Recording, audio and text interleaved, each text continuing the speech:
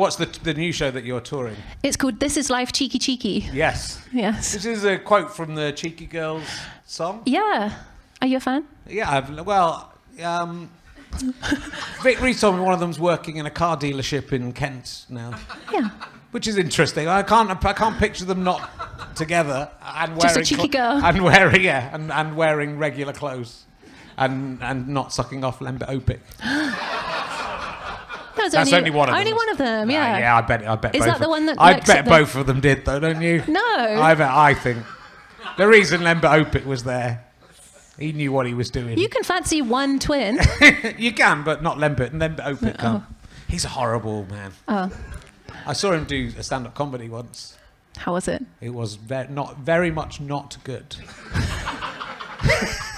Were the Cheeky Girls there? No, they weren't. I think it might have been post. He went out with Sian Lloyd. He broke Sian Lloyd, the Weather Girl's heart. She was too good for him. Cheeky Girls. Even the Cheeky Girls were too good for him. Yeah. What do you mean even? The Cheeky Girls are incredible. Yes. End of point. Okay. And is the show a homage to the work of the Cheeky Girls? Not really. I put it at the beginning, which really alienated audiences who don't know or don't like the Cheeky Girls. Right. But the themes of the song were throughout the show, like "Don't Be Shy." Yeah.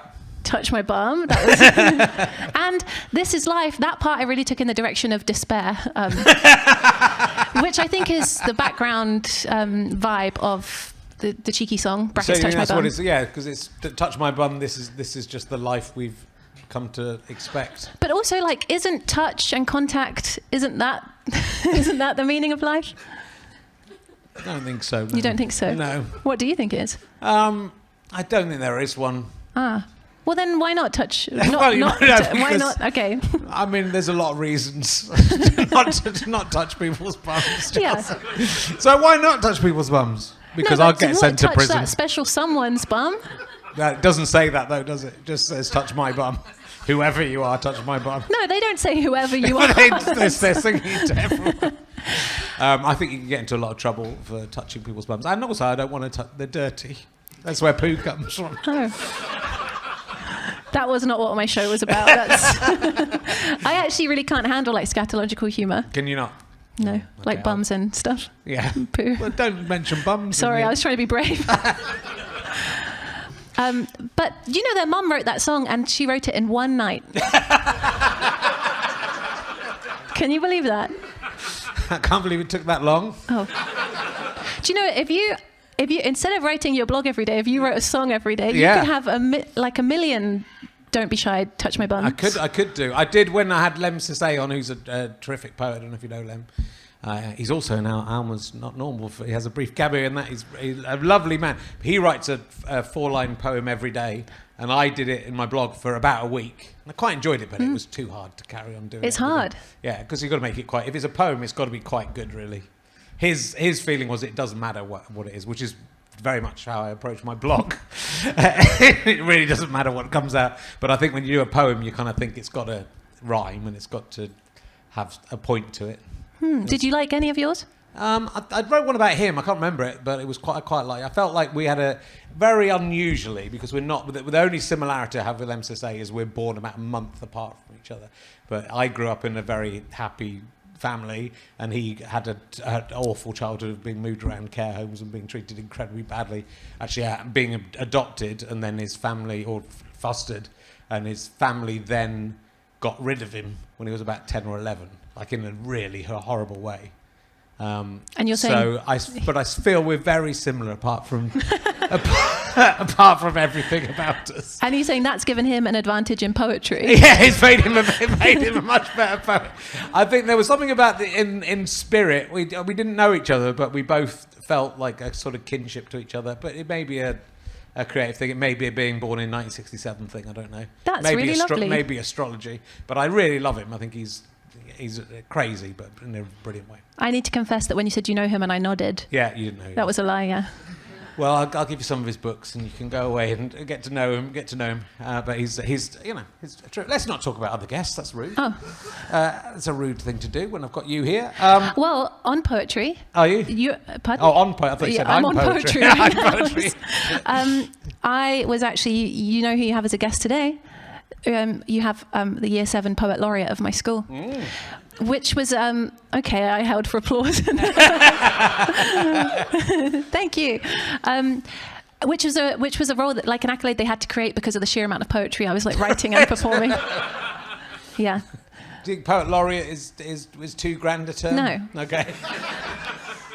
Did they have one for every year, or just you? It was just me. Yeah. So they could have just called you the school Poet Laureate. They didn't have to say the Year 7 Poet Laureate. Oh yeah, that's a bit of shade thrown at you, I think.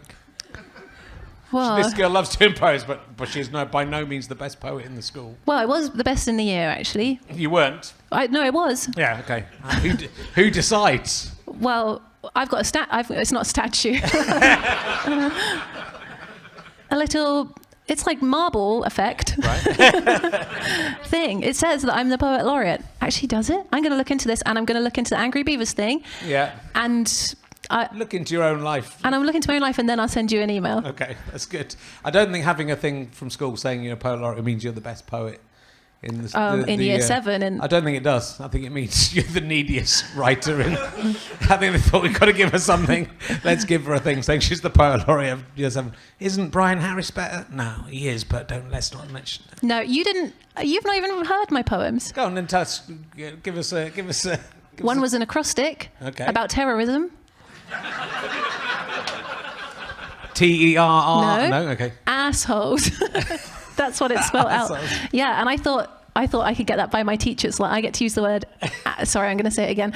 Assholes, but it was about how terrorism's bad. Right. I guess I'm still holding for applause. That's not coming.